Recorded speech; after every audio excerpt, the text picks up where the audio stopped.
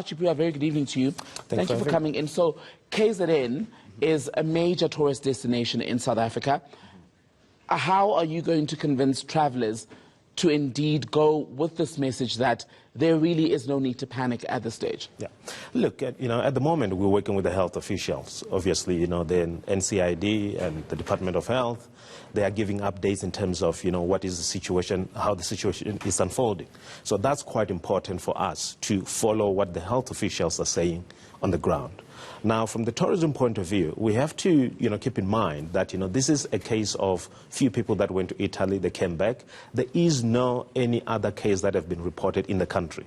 And, it is possible that this person didn't, contaminate many people, across KZN. So we cannot say, the province is contaminated, we cannot travel there. We don't have that information at hand now. All we know is that there's only one person, and that person is being treated, and they're doing better. And I think that's very good, for our health system, and we need to encourage, people to, take precaution, and also be responsible when we talk about these matters, because we're talking about a lot of jobs.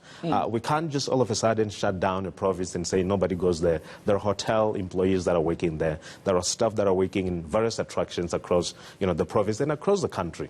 And, as you've said, tourism is one of the largest employer. 4.5% of total workforce is working within tourism. So that is very important, and we need to be doing, justice to, the situation at hand, but without being, having a problem.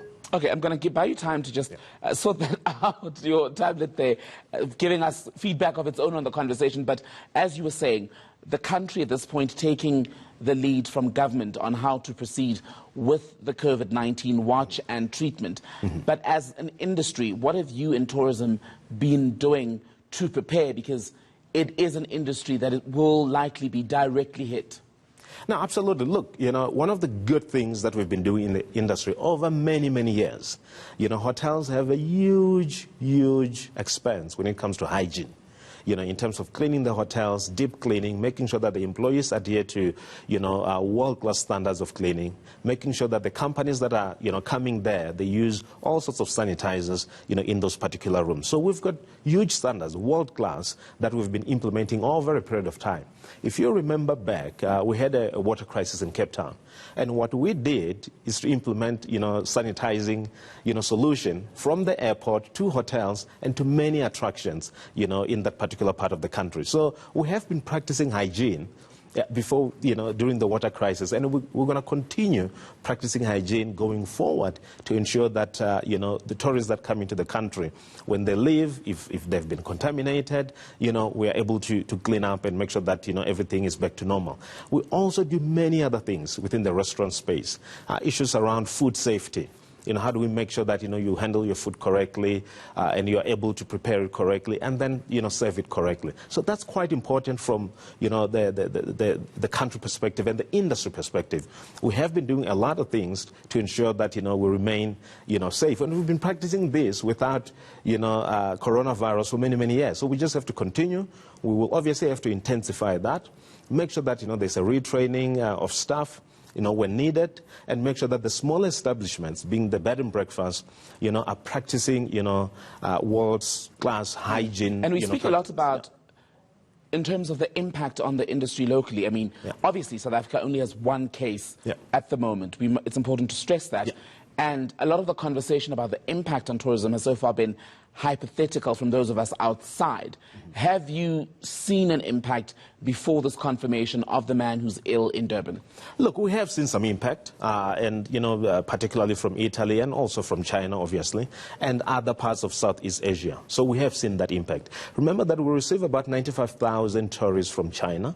It's a significant number, and it's a market that we've been looking at for growth. And we still believe that, that is the market, to grow, in the future, because there's about, 150 million Chinese that travel. So we are barely scratching the surface, and we need to do more in those particular markets to attract tourists. So you know, when all this is, you know, finished and we find the vaccine, you know, we still need to focus on that market. Italy will get around 65,000 per year, 2019, end of the year. So it's, again, an important market. So we have seen some movements where people are saying, you know, they don't want to travel, they cancel, you know, certain groups. And then we've seen conferences that have been canceled. So it has had an impact on us. We are still measuring it in terms of how large it's going to be. But as we've seen across the world, you know, is that, you know, the airlines have already projected, you know, looking at the forward bookings, they can see that there's less and less people that are booking. So it is something that's developing, but we are seeing an impact. I suppose the nub of it then is, as an industry, you need this to clear up as soon as possible. Absolutely. It's something that we want to clear up as soon as yesterday. And it's something that, if it continues, is going to be devastating. We have talked about the jobs that are, you know, within the tourism space. We are hoping to create another 2 million jobs by 2030. So this, you know, we hope that it's something that's going to clear up quickly and continue. But from the tourism industry point of view, we are ready. We have been practicing hygiene for many, many years. Our facilities are clean, and we are ready to continue, you know, with business. But of course, with caution and ensuring that the public is safe, you know, as well. Chibira Shibengwa, thank you so much for your time tonight.